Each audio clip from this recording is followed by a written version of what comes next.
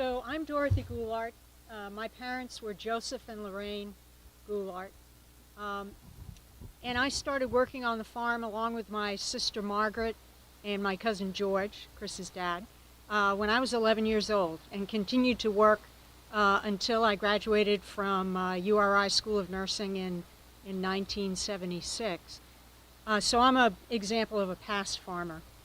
Um, I just wanted to share that my experience of working on the farm, I think, influenced my decision to become a nurse. And I just wanted to share a couple of stories with you about the kinds of things that I did while I was growing up and working that led me to think about doing that. And the first is, one of the first jobs that we were given when we went to work on the farm is we would feed the calves.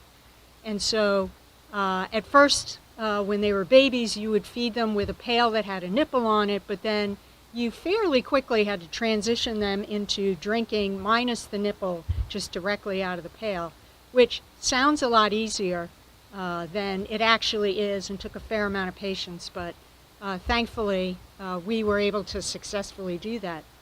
From that we moved on to, I was completely fascinated with watching the cows calve. I thought, birth of a new animal was such an amazing thing. But there were times when it didn't go so well and you had to do more than watch, which was you actually had to get in there and assist them. And of course, Dad and Uncle George did the majority of that.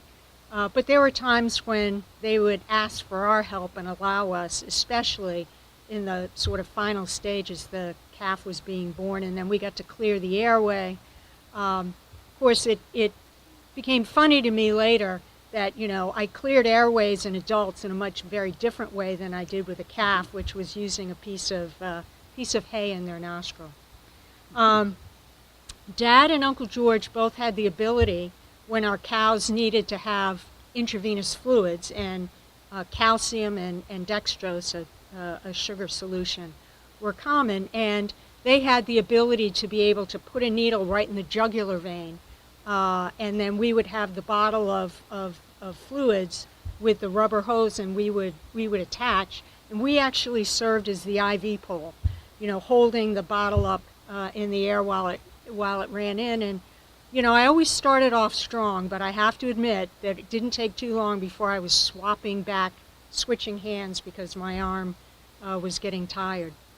We would give injections, antibiotics, to our cows, and I'm here to tell you that my patients were happy to learn that my first injection was given to a cow rather than a human. That came later on, and that's a story for another day for anybody who's interested in that transition.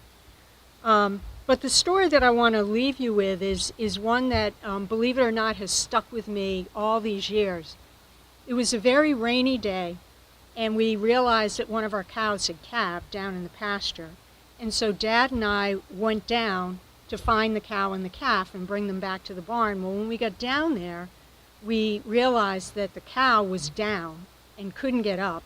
There was a problem the cows would have called milk fever. I learned later on it's really all about insufficient level of calcium in the bloodstream, and that's what leads to the muscle weakness. So anyway, this particular cow happened to be in a low-lying area in the field, and there was a puddle that was forming, and her head was in that puddle. So Dad said to me, you have to get down. You've got to hold this cow's head out of the puddle.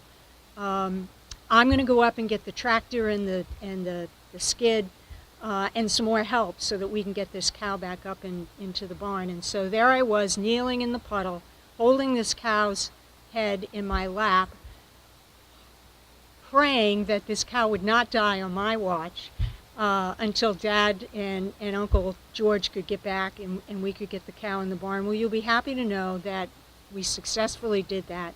The cow, after both a bottle of dextrose and a bottle of calcium, was able to get up and did just fine. The calf was fine.